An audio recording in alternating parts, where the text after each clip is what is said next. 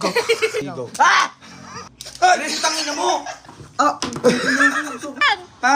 6. Guys, dumating na yung order ko sa TikTok.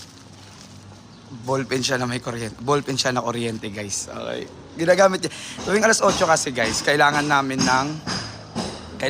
ng ballpen kasi may checking. And bumili ako sa TikTok yung ballpen na may kuryente.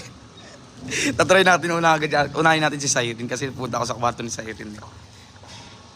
Ayun guys, try muna natin kay Siren kung talagang legit talaga siya or hindi nakikita pag sinulat. Ipapatry ko muna kay Siren. Anong pag sinulat?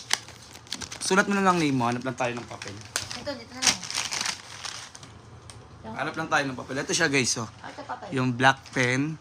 Kasi tuwing alas 8, di ba kailangan natin ng ballpen? Kailangan kasi namin ng ballpen guys sa main house, sa Manix house. Nag-aagawan sa ballpen, kaya bumili na ako. Pero yung binili ko guys is visible. Pag sinulat siya, hindi siya nakikita. Kailangan Invisible? Invisible.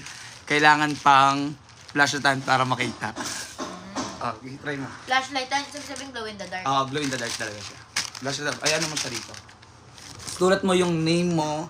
Then kung kailan ka... Flashlight lawan natin. Name lang pala. Buong name lang.